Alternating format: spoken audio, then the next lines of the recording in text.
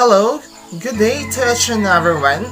Welcome to our video presentation and our folklore and mythology subject. Today, we will explore the gods and goddesses of the Japanese and the Philippine mythology who might influence the belief and the lifestyle of the Japanese and the Filipino people. In this video, we will present to you the Pantheons of Japanese and Philippine mythology and its counterparts. And to begin the presentation, we have here Miss Arjun Joy Arpon to present to you the Pantheons of Japanese mythology, and then it will be followed by the rest of our members. Good day everyone, I am Arjun Joy Arpon and today I am going to discuss the Pantheons of Japanese mythology. Number 1. Izanami and Izanagi. So Izanami and Izanagi are the primordial Japanese gods of creation. The central deities, kami in the Japanese creation myth. A divine couple, brother and sister, who had a principal role in creating the islands of Japan, and from whom many important and elemental kami gods had their birth. Next is Yabesu, the smiling Japanese god of luck and fortune. Next is Kagutsushi. So Kagutsushi is the Japanese god of destructive fire and the patron of blacksmiths and craftsmen who work with fire. Next is Amaterasu. Amaterasu is the Japanese goddess of the rising sun, the celestial sun goddess from whom the Japanese imperial family claims descent, and an important Shinto deity, and the queen of heaven, kami, and creation itself.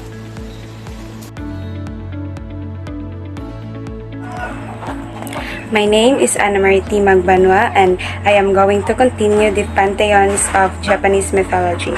So the fifth one is Zokiyome, the Japanese god of the moon, the second of the three noble children born when Izanagi no Mikoto, the god who created the first land of Onogoroshima, was cleansing himself of his sins while bathing after escaping the underworld and the clutches of his enraged dead wife, Izanami no Mikoto.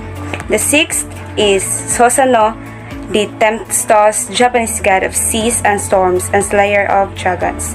The younger brother of the sun goddess Amaterasu was born as Father Izanagi washed his nose. The seventh are Raijin and Fujin. So they are the gods of the weather. Raijin is a chaotic but popular Japanese god of thunder, lightning, and storms. Fujin is the Japanese god of wealth and longevity, representing the southern pole star. And the eighth one is Ami no Ozame, the Japanese goddess of dawn and dancing. She is also the goddess who saved the world from eternal night. Good day everyone. Before anything else, let me first introduce myself. I am Giselle Anjigori, so this time I will be going to discuss with you the continuation of the pantheons of Japanese mythology.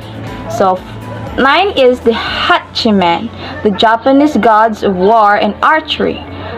Next is Inari, the Japanese deity of agriculture, example, rice, commerce, and swords. Complex Japanese deity and patron of tea, rice, prosperity, smithing, and foxes. Next is the Kannon, the Japanese deity of mercy and compassion, goddess of compassion and mercy, the most popular Bodhisattva in Japan. Next is the Jizu, the Japanese guardian god of travelers and children, one of Japan's most beloved bodhisattva, protector of children and the dead. Next is the Binzaitin, the Japanese goddess of luck and wisdom, kami of all that flows from water to time. Next is the Bishamantin, Japanese god of war and fortune, protector of Buddhists, temples, and shrines. And that would be all. Thank you.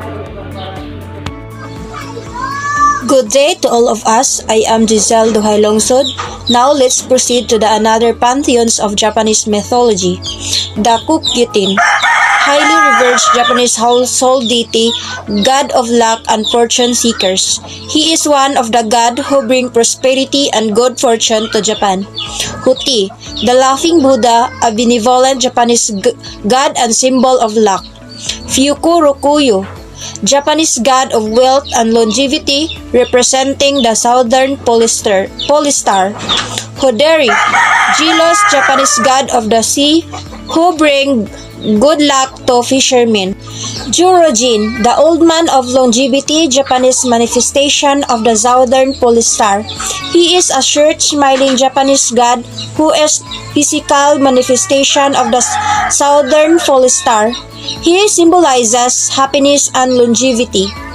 Kichijotin, Japanese goddess of beauty and fertility, worshipped primarily by women. Ninigi, Japanese deity credited with bringing rise, civilization, and justice to humanity. And that's all my part. Thank you, and once again, good day. Hello, once again, I am Giovanni Nibla and I will begin presenting to you the Pantheons of Philippine mythology and its counterparts. I will only present here some of the Pantheons and then it will be continued by our remaining members. So to start with, I will present to you the Pantheons of Philippine mythology based on the belief of the residents of Kaluwalhatian, the ancient counterpart of Christian's heaven. First, we have Bathala. Bathala is the supreme god of being, creator of man and earth, and addressed sometimes as Bathalang May Kapal. He dwells in Kaluwalhatian together with the lesser gods and goddesses. However, aside from the lesser gods and goddesses, he sent his Anitos in order to assess the daily lives of every human. When most of the natives were converted to Christianity during the Spanish era, he was referred to the Christian God. So here, in the Philippines, Bathala wasn't a new word for us. We already knew and referred him as our mighty creator or God. The second one is Amanikabol. Amanikabol is the ill-tempered god of sea because among of the first generation gods, he was never married after his love was spurned by a beautiful mortal maiden Maganda. In frustration, he swore vengeance against the humans by sending turbulent waves and horrible tempests in order to wreak boats and the Jove men. Third is Idinayali. Idinayali is the goddess of labor and good deeds. Natives used to call her guidance in order to make their works successful. She married to Dimangan and had 2 offspring. Fourth is Dimangan. Dimangan is the god of good harvest. He was married to Idiyanali and had 2 offspring. Fifth is Lakapati. Lakapati is the goddess of fertility and the most understanding and kind of all deities, the giver of food and prosperity. Her best gift to mankind was agriculture. Through this, she was respected and loved by the people. Later, she was married to Mapulon and had a daughter. Thank you so much, and this ends my part. My name is John Renano Butian, and today I'm going to continue the Pantheons of Philippine mythology. This part is the residents of Kaluwalhatian, the ancient counterparts of the Christian heaven. We have here Mapolon. Mapolon is the goddess of season and husband of Lakapati, of whom they had a daughter. Next is Mayari, the goddess of the moon and one of the 3 daughters of Bathala by a mortal woman. She was the most charming of all the goddesses and she had 2 sisters. Next is Tala, the goddess of star, sister of Mayari and Hanan, and one of the three daughters of Bethala by mortal woman. Next is Hanan, the goddess of morning, sister of Mayari and Tala, and one of the three daughters of Bethala by a mortal woman as well. Next is Dumakolem, the strong eagle guardians of mountain, and the son of Ideanali and Dimanagon. Next, he was actually a brother of Inoton Tobo, and the later married to Anogolay. Next is Anyun Tabo, the fickle-minded goddess of wind and rain. She was the daughter of Ideanali and Dimangan, and the sister of Dumakolem. Next, we have Anagolay, the goddess of loss, things, and the only offsprings of Lakapati and Mapolan.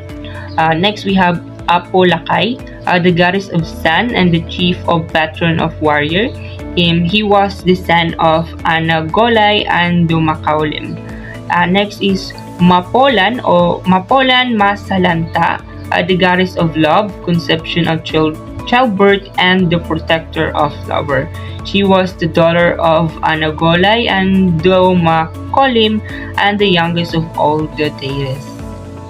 The other pantheons of the Philippine mythology. So this part contains the less of god and goddess like resistance of kasamaan, the ancient Tagalog counterparts of hell. So first we have Satan. Satan is the goddess of kasamaan and the keeper of all soul therein, the counterparts of Satan. He had four agents whose task was to lead man to sin and destruction. Second, we have Mangaway. She was the first agent of Satan and was primarily blamed as the cause of disease. Sometimes she would change herself into a human form and appearing as a false healer. So that's all for my part. Thank you and God bless. Hello, have a good day to all of us.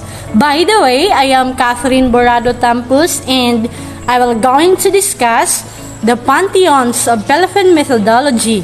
And this part contains the last of God or goddesses like resistance of kasamaan or ancient Tagalog counterpart of hell. So number 3 is Manisilat. Manisilat is the second agent of Satan. She was tasked to destroy and break every happy and united family that she could find. And number 4, Mangkukulam. Mangkukulam, the only male agent of Satan.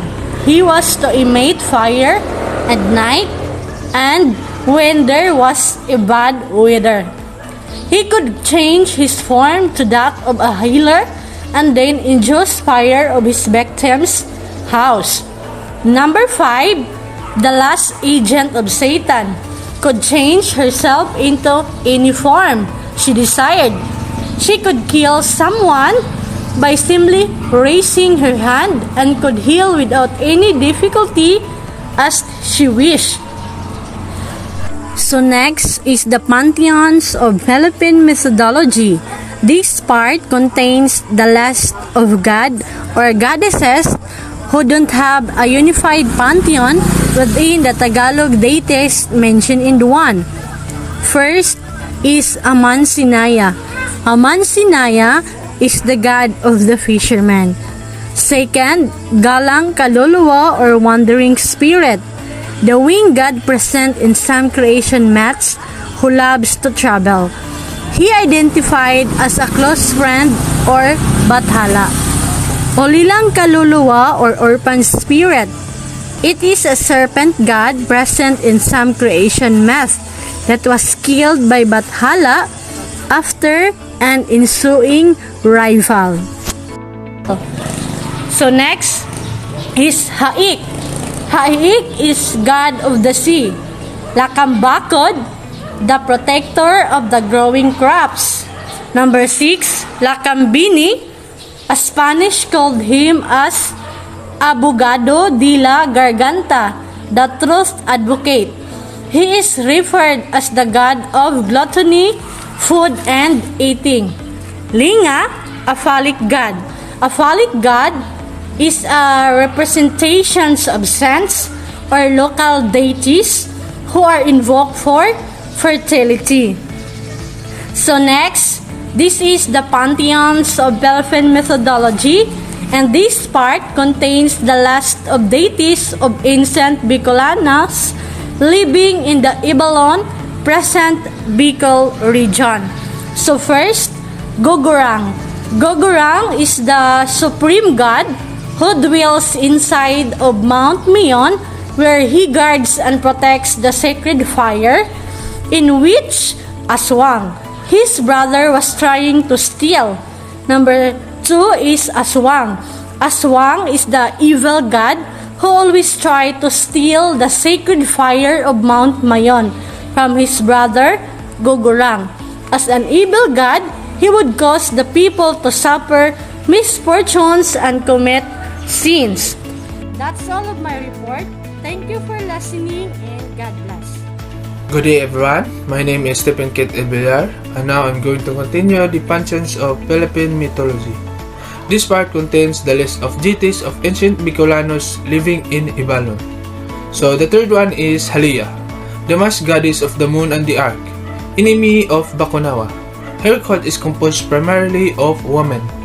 There is also a ritual dance named after her as it is performed to be a countermeasure against Bakunawa. So the fourth one is Bakunawa, a gigantic sea serpent deity who is often considered as the cause of eclipses. As the devourer of the sun and the moon, the serpent became an adversary of Halia. So now let's proceed to the parts contains of the list of deities of the Visayans from a certain Pantheon story. So the first one is Kaptan, the supreme god who dwells in the sky. He is the ancient Visayan counterpart of Bathala. He is the most worshipped by the natives. He had a son named Lihangin. So second one is Lihangin, the god of the wind and the son of Kaptan. He later married Lidagat and had 4 children. The next one is Lidagat. Lidagat is the goddess of the sea, daughter of Magawayan. She later married Lihangin and had 4 children. Next is Likabutan. Likabutan is the god of the world and the eldest children of Lihangin and Lidagat. Next is Liadlaw. Liadlaw is the god of the sun and the second children of Lihangin and Lidagat. Next is Libulan. Libulan is the god of the moon and the third children of Lihangin and Lidagat. Last is Lisuga. Lisuga is the goddess of the moon. She was the youngest children of Lihangin and Lidagat and the deity in which Silalak and Sibabay came from. That would be all for my part. Thank you so much. Good day everyone, my name is Jay Peregrino, and now let's continue to the Pantheons of the Philippine Mythology. And this time, let's proceed to the list of gods, goddesses who haven't have a unified pantheon within the Visayan deities. So number 1 is the Adlaw. Adlaw is the god of the sun. Number 2 is Alonsina. She was the virgin goddess of the eastern skies. Number 3, Bangon Bangon, god of time and cosmic movements. Number 4, Barangao. He is the god of the rainbow. Number 5, Bulalakaw, bird god, causer of illness. Number 6, Borigadang Pada Sinaklang Bulawan, the goddess of greediness. Number 7, Talikamata, the many-eyed goddess, cures eye illnesses. Number 8, Inaginid and Malandok, the god invoked for success in battle and plunder. Number 9, Kanlaon, the supreme god worshipped by the ancient Visayans who live in the Negros Island that dwells in Mount Kanlaon.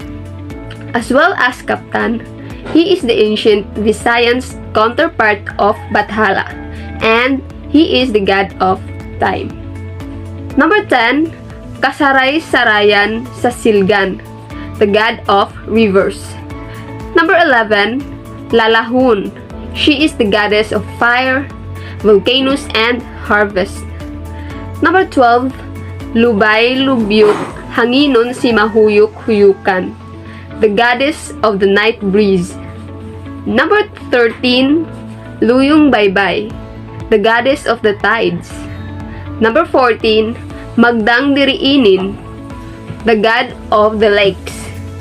Number 15, Maklium Satiwan, the god of the valleys and plains. Number 16, Maklium sa tubig, god of the sea. Number 17, Magwayin, soul fairy who is believed to take the souls of the dead in Sulad, ancient Visayan counterpart of hell. Number 18, Munsad Buralakaw, god of politics and affairs of men. And that would be all. Thank you.